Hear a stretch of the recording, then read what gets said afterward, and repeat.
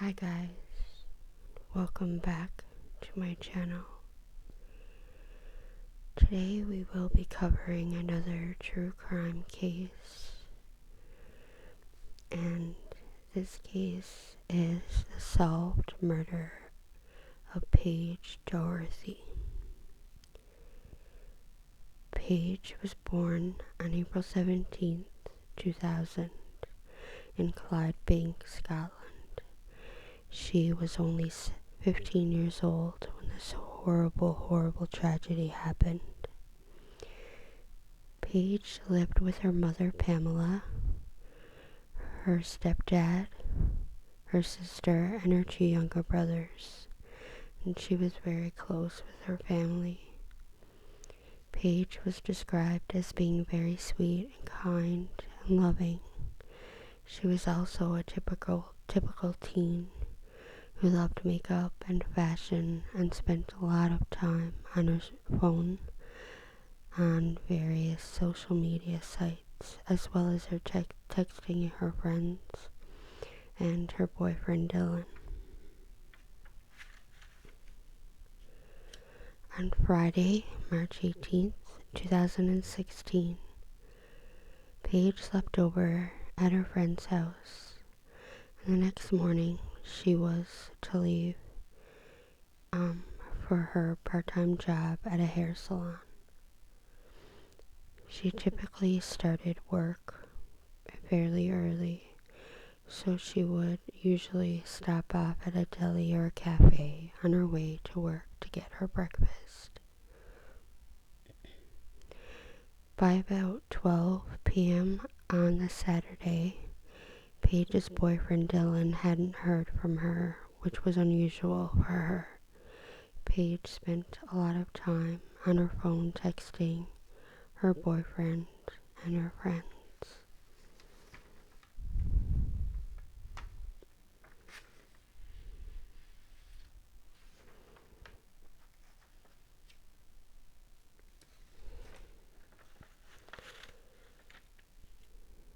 Her boyfriend Dylan decided to call her work, and her boss told him that Paige actually hadn't shown up for work that day. So this made Dylan pretty concerned, and he decided to call Paige's mother to let her know what was going on. Paige's mom also hadn't heard from her, which was also strange, as Paige would typically text her mom when she arrived at work. Paige's mom tried not to worry and just thought that maybe Paige forgot her charger or was having fun at her friend's house where she had spent the night before. However, once they discovered that Paige hadn't posted or been active on any social media since the night before, they decided to contact the police. The police began their investigation right away and sent out a search team along with volunteer searchers. The search continued into the next morning, and still there was no sign of Paige. People really began to worry at this point.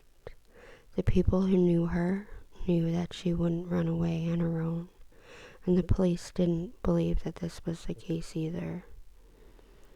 There was a Facebook group created pretty quickly called Help Find Paige. They created this group so that they could get her face out there and her story out there, and posters were made and posted all over the city. The police decided to trace the route that Paige would have taken to work that morning. They walked from her friend's house to the bus stop that she would have used. Very near this bus stop, there was a few shops and delis in one little area. The police went into all of them to ask if Paige was seen by anyone that morning.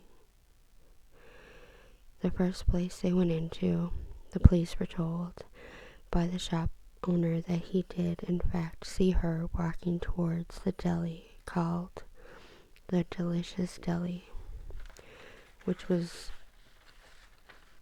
owned by a man named John Latham. The police asked all of the shops if they had any surveillance footage they could check, and only one of these places had outdoor footage. Police decided to just take 3 hours of that footage, and they brought it back to the station so that it could be analyzed. However, before it was ready to be analyzed, that morning, on Monday, March 21st, 2016, Paige's body was found. Her body was found only a half a mile from the last place that she was seen. Her official cause of death was listed as blood loss from stab wounds. I'm not really going to go into great detail of the injuries that she sustained, but I will say that there are reports of her having over 200 injuries, some of those being the stab wounds that ultimately took her life. I can't even begin to imagine what she went through before she died. Meanwhile, police were still questioning the shops, and they went into the Delicious Deli where Paige was last seen entering. When police asked the owner, John, if he had seen her, he said no, that he hadn't, and he didn't recognize her. He said that he had a lot of people coming and going into his store, and it was impossible for him to know everybody. But after a couple hours of questioning, he did change his story and said that he remembered her coming in and getting a roll and left to go on to her bus stop.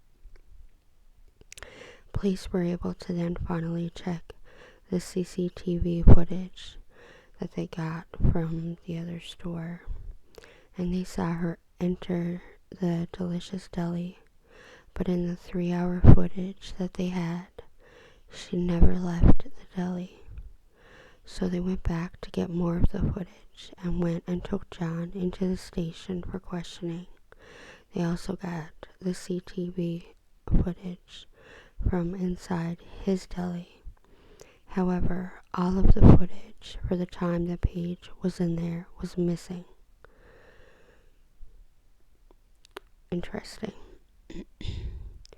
Police watched all of the footage from the outside, the rest of the footage, which was actually on a 12-day loop.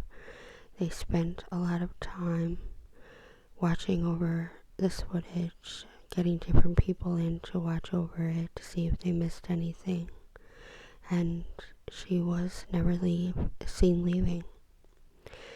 It did, however, show John, the deli owner, running out of his deli to another store to buy some things and then run back.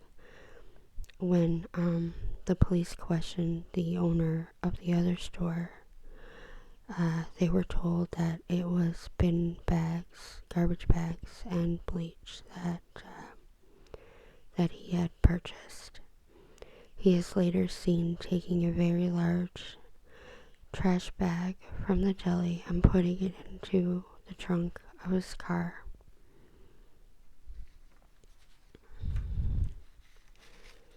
And he drove away. All of this, as you can imagine, was very suspicious to the police, and then they arrested him on suspicion of murder.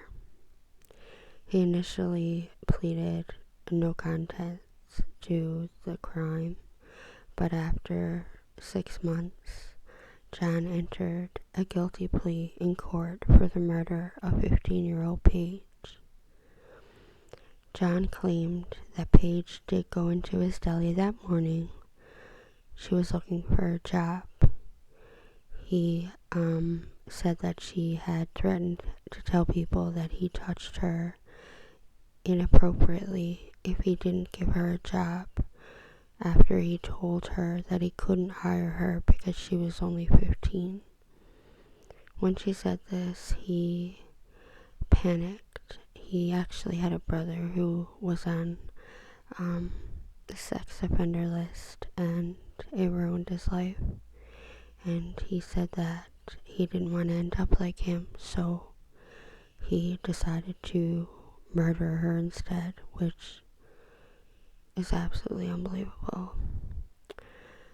Honestly, my thoughts, I don't think Paige threatened him at all. I don't think she was looking for a new job. She was very into fashion and hairstyling, and she had a job at a hair salon that she absolutely loved. I think, and this is just my opinion, but I think that he did try something towards Paige, whatever that may have been, some sort of advance or something like that. And she obviously probably didn't reciprocate his feelings, and so he killed her. On October 12, 2016, John was sentenced to a minimum of 27 years in prison before the possibility of parole. However, in 2017, he appealed this sentence, and it was reduced to a minimum of 23 years before the possibility of parole. And that is the case of 15-year-old Paige, who was brutally murdered for no real good reason. It's absolutely heartbreaking that such a young life was taken. She had her whole life ahead of her, and already at 15, she had a lot of motivation. She had a job. It's hard these days to come across a 15-year-old who already kind of has an idea of what they want to do and is actually working a job and earning their own money. She's very independent, and it's just really, really heartbreaking. I watched a TV interview that her mother had done, and you could just see the heartbreak in her eyes for losing her daughter. Speaking of TV interviews, we'll kind of take it back a little bit here, but while Paige was missing, John actually was interviewed on TV talking about his kids.